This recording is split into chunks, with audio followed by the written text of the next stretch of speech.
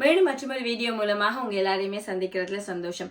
இந்த நார்சிசிசம் அப்படிங்கறத பத்தி நிறைய பேர் இப்ப வர நிறைய வீடியோஸ்ல இருக்கட்டும் எல்லா இடத்துலயுமே கேள்விப்பட்டிருப்போம். வளர்ந்தோர்ல இந்த நார்சிசிஸ்டிக் பர்சனாலிட்டியாக இருக்கிறாங்க, அல்லது இந்த இயல்பு வந்து வளர்ந்தோர்ல இருக்கு, என்னோட பார்ட்னர்கிட்ட இருக்கு, இப்படியான பிரச்சனைகள் சிலர் வந்து பேசியிருப்பாங்க, அல்லது நீங்க கேள்விப்பட்டிருப்பீங்க. இந்த நார்சிசிசம் அப்படிங்கிறது வந்து குழந்தைகள்லையும் இருக்குமா அப்படின்னு கேட்டா எஸ்.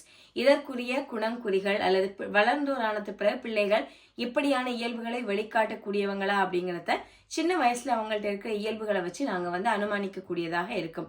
ஸோ இந்த வீடியோ மூலம் நாங்க பார்க்க போறது இந்த நார்சிசிஸ்டிக் ட்ரெய்ட்ஸ் அப்படின்னு சொல்லுவோம் இல்லையா, மனநிலை, இது குழந்தைகள்ல இருக்கும் அப்படின்னு சொன்னா என்ன மாதிரியான குணங்குறிகளை, என்ன மாதிரியான இயல்புகளை இந்த குழந்தைகள் வெளிக்காட்டுவாங்க அப்படிங்கிறதும், இப்படியான குழந்தைகளை இனங்கண்ட பேரண்ட்ஸ் வந்து இதற்கு என்ன காரணம் இருக்கும் அப்படின்னு யோசிப்போம் இல்லையா.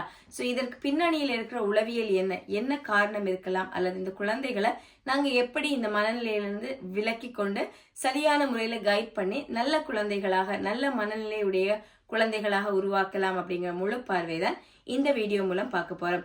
இந்த இன்சைட்ஸ் வித் டாக்டர் ரிஷி அப்படிங்கிற சேனலை நீங்க புதிதாக பாக்குறீங்க, இல்ல சப்ஸ்கிரைப் பண்ணாம பாக்குறீங்க அப்படின்னு சொன்னா இதுக்கு சப்ஸ்கிரைப் பண்றது மூலமாகவும், இதன் மூலம் தொடர்ச்சியாக வர்ற வீடியோக்களை உங்களோட ஃப்ரெண்ட்ஸ் அண்ட் ஃபேமிலியோட நீங்க ஷேர் பண்ணிக்கொள்றது மூலமாகவும் தொடர்ந்து இந்த சேனலுக்கு ஆதரவு தருவீங்க அப்படின்னு சொல்லி நம்புறேன்.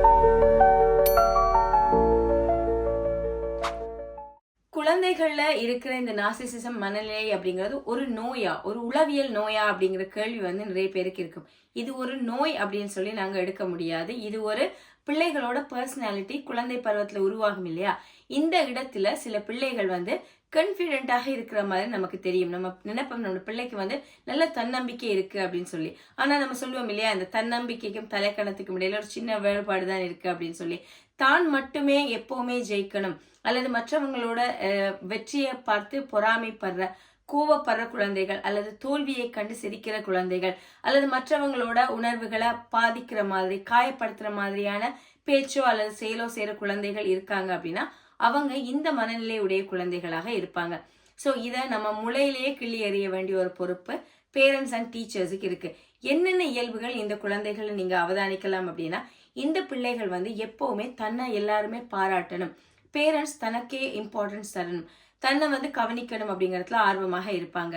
எப்பவுமே வந்து தான் அந்த லைம் லைட் அப்படின்னு சொல்லுவோம் இல்லையா, எல்லாரும் வெளிச்சத்திலயுமே வந்து நம்ம தான் இருக்கணும் அப்படிங்கிறதுக்கு ஆசைப்படுற குழந்தைகளா இருப்பாங்க. இந்த ஃபேஸ்ல இந்த குழந்தைகள் என்ன செய்வாங்க அப்படின்னு சொன்னா, தனக்கு ஒரு தோல்வி வரும்போது அதை தாங்கி கொள்ள மாட்டாங்க. நான் தோத்துட்டேன் அப்படிங்கறது வந்து ஒரு பெரிய விஷயமாக, ஒரு ஸ்போர்ட்டிவாக எடுக்க மாட்டாங்க இந்த குழந்தைகள். தன்னோட தோல்விய கவலையாக எடுக்கிற அதே நேரம் அடுத்தவங்களோட வெற்றியை பார்த்து கோபம் அல்லது பொறாமைப்படக்கூடிய குழந்தைகளாக இந்த குழந்தைகள் இருக்கக்கூடும். இது வீட்டிலே சில பேரண்ட்ஸ் வந்து பார்க்கக்கூடியதாக இருக்கும். சகோதரர்களுக்கு இடையில இன்னொரு பிள்ளைய நீங்க ஏதாவது ஒன்றுக்கு பிரைஸ் பண்ணினா இந்த பிள்ளை போய் அழுகிறத பார்த்திருப்போம். நீங்க அவங்கள வந்து பெருசா சொல்லிட்டீங்க, அவங்கள பாராட்டிட்டீங்க அப்படின்னு சொல்லக்கூடிய குழந்தைகளை நாங்க பார்த்திருப்போம். அப்படி இல்லைன்னா எப்பவுமே தன்னை பாராட்டி கொண்டே இருக்கணும், சின்ன சின்ன விஷயத்துக்குமே பாராட்டணும் அப்படிங்கிற ஒரு அப்ரூவல் எடுக்கக்கூடிய குழந்தைகளா இந்த குழந்தைகள் இருப்பாங்க. அடுத்து இன்னும் ஒரு முக்கியமான இயல்பு தான் வந்து இந்த பிள்ளைகள் மற்றவங்களோட உணர்வுகளை புரிந்து கொள்றதுல வந்து ஒரு தாமதம் அல்லது புரிந்து கொள்ள ட்ரை பண்ண மாட்டாங்க. நீங்க எவ்வளவு பேரண்ட்ஸ் வந்து அழுதுட்டு இருக்கிறீங்க, அல்லது உங்களுக்கு ஏதாவது ஒரு வருத்தம் இருக்கு அப்படின்னா கூட அவங்களோட தேவையை மட்டுமே முன்னிறுத்தி கேட்பாங்க. பொதுவாக ஒரு 5 வயது, ஒரு 4-5 வயதானாலே பிள்ளைகளால ஓரளவு அந்த புரிந்து கொள்ளக்கூடிய இமோஷனல் இன்டெலிஜென்ஸ் பிள்ளைகளுக்கு விருத்தியாக கொண்டே வரும். ஸோ உங்களுக்கு நீங்க ஒரு நோயில இருக்கிறீங்க, ஒரு வருத்தமா இருக்கிறீங்க அப்படின்னு சொன்னா, அம்மாவுக்கு சுகம் இல்லை, நம்ம வந்து இதை விட்டு நாமளே செய்யணும், இப்படிங்கிற ஒரு பேசிக் கான்செப்ட் இந்த பிள்ளைகளுக்கு இருக்கும். இப்படியான உணர்வுகள் எதுவுமே இல்லாம தன்னை எப்பயுமே முன்னிறுத்தி எனக்கு இதெல்லாம் நடக்கணும், யாருக்கு என்ன நடந்தாலும் பரவாயில்ல, என்னோட வேலை நடக்கணும் அப்படிங்கிறதுல இந்த பிள்ளைகள் முக்கியமா கருத்துடையவங்களாக இருப்பாங்க. சில பெற்றோர்கள், குறிப்பாக அம்மாக்கள் வந்து ரொம்ப பெருமையா கூட சொல்லுவாங்க வந்து, என்னதான் உலகத்துல என்ன சுத்தி நடந்தாலும் சரி அவனுக்கு அவன் வேலை முடியணும், என்ற பிள்ளைக்கு சரியா அவன் விஷயம் எல்லாம் நடக்கணும் அப்படின்னு சொல்லுவாங்க. இது பெருமைக்குரிய ஒரு விஷயம் இல்லை. சூழலுக்கு ஏற்ற மாதிரி உங்களோட பிள்ளைகள் அடாப்ட் ஆகக்கூடிய குழந்தைகளாக நீங்க வளர்த்தீங்க அப்படின்னு சொன்னா அதுதான் பெருமைக்குரிய விஷயமாக இருக்கும். ஸோ நம்மளை சுத்தி இருக்கிறவங்களுக்கு ஏதாவது ஒரு கஷ்டம் வர நேரம் அதை பத்தி இந்த குழந்தை யோசிக்கதே இல்லை அப்படின்னா அந்த பிள்ளைகள்கிட்ட இந்த மாதிரியான குணங்கள் இருக்கா அப்படிங்கறத பத்தி நீங்க யோசிக்கணும். இந்த குழந்தைகள்கிட்ட இருக்கிற இன்னொரு இயல்பு தான் வந்து தான் செய்யற தவற வந்து இந்த குழந்தைகள் ஒத்துக்கொள்ளாது. நீங்க அந்த பிள்ளைகிட்ட நீங்க செய்தது பிழை அப்படின்னு சொல்லி பாருங்க, அந்த பிள்ளை வந்து 2 விதமாக அதை அணுக பார்க்கும். ஒன்று, தன்னை நீங்க பிளேம் பண்ணிட்டீங்க அப்படிங்கிற மாதிரியான அழுகையை வெளிப்படுத்தும். தனக்கு நீங்க ஏதோ ஒரு அநியாயம் செய்திருந்தீங்க, பேரண்ட்ஸ் அல்லது டீச்சர்ஸ் என்ன இப்படி சொல்லிட்டாங்க அப்படின்னு இமோஷனலாக உடைந்து அழக்கூடிய பிள்ளைகளாக இருப்பாங்க. அப்படி இல்லைன்னா கோபமாக வெளிப்படுத்துவாங்க. என்ன நீ தவறுன்னு சொல்லிட்ட அப்படிங்கிறத கோபமாகவும், ஒரு 2 பிள்ளைகளுக்கு இடையே சண்டை நடக்குது, ஒரு பிள்ளை உங்களோட பிள்ளை வந்து தவறு செய்துட்டு அப்படின்னா, நீ செய்தது தவறு அப்படின்னா அது உங்க மேல கோபமாகவும், மற்ற குழந்தை இருக்கு இல்லையா அது மேல வெறுப்பாகவும் இந்த குழந்தைகள் காட்ட தொடங்குவாங்க. இப்படியான இயல்புகள் கூட இந்த மனநிலை இருக்கிற குழந்தைகள்ல வெளிப்படமாக இருக்கும். அடுத்தது மன்னிப்பு கேட்கிறது. சாரி சொல்லி பாருங்க. இவங்க சாரி சொல்றது அப்படிங்கிறது வெரி ரேராக இருக்கும்.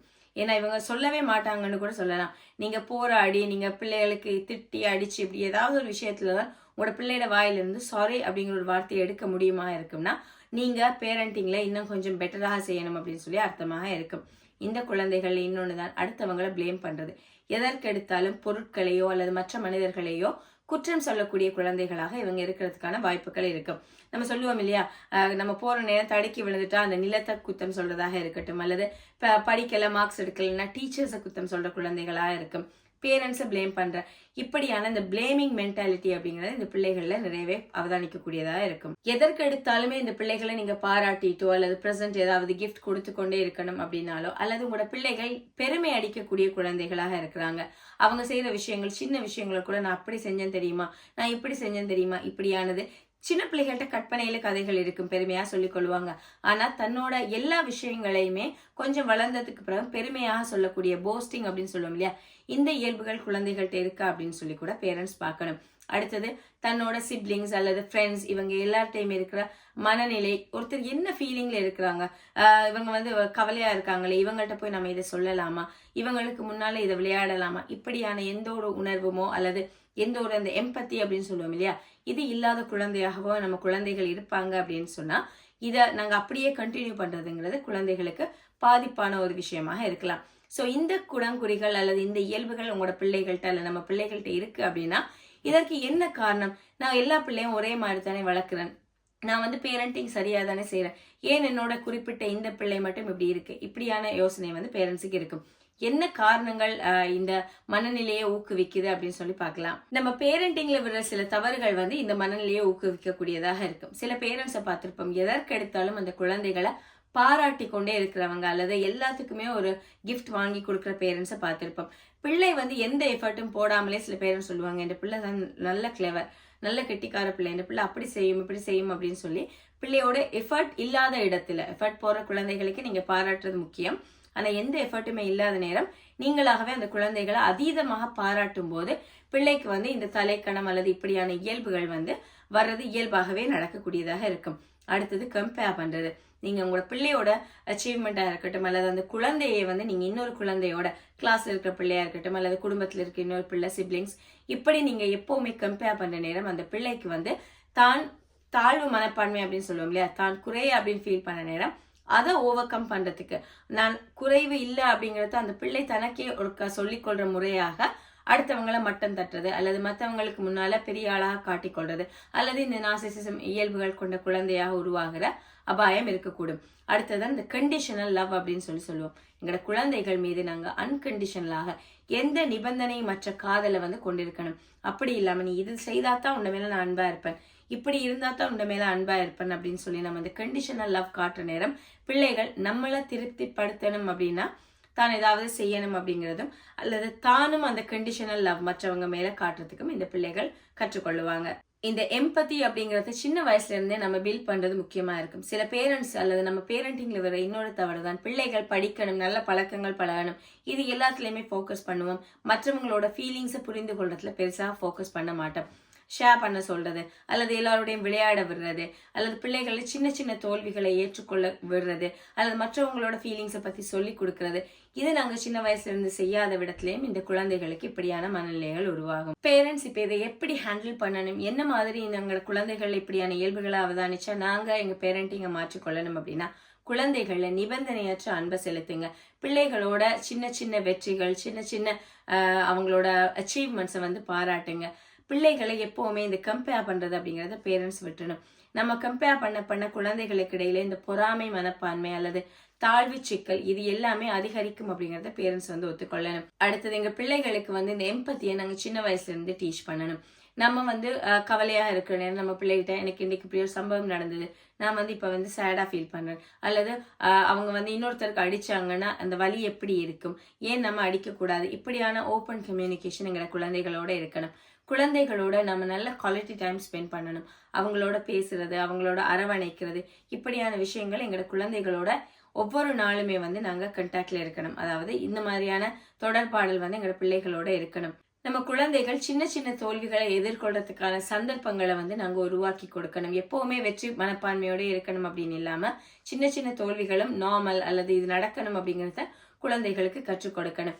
இது இல்லாம உங்களோட குழந்தைகள் மற்றவங்களை துன்புறுத்துற மனநிலையில் இருக்கிறாங்களோ, அல்லது பிராணிகளுக்கோ மனிதர்களுக்கோ ஏதாவது ஒரு கெடுதல், ஒரு ஹார்ம் பண்ணக்கூடிய குழந்தைகளாக இருக்கிறாங்க, அல்லது மற்றவங்க கவலை அல்லது மற்றவங்களோட உணர்வுகளை மதிக்காம இன்னொருத்தர் பிரச்சனையில் இருக்கும்போது அதை சந்தோஷமாக எடுக்கிற அல்லது சிரிக்கக்கூடிய குழந்தைகளா இருக்கிறாங்க, அதீத பொறாமை குணம் இருக்கிற குழந்தைகளா இருக்கிறாங்க அப்படின்னாலோ, எந்த இடத்திலையுமே தன்னோட தவற ஒத்துக்கொள்றாங்க, இல்ல மற்றவங்கள அதீதமாக பிளேம் பண்ணக்கூடிய குழந்தைகளா இருக்காங்க.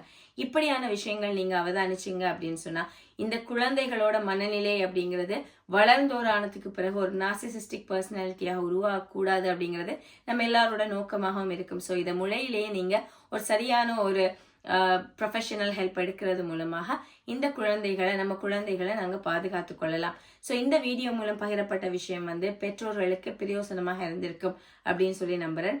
மீண்டும் மற்றொரு வீடியோ மூலமாக இன்னும் ஒரு நல்ல தலைப்போட உங்களை சந்திக்கிற வரைக்கும் விடைபெறுகிறேன். நன்றி.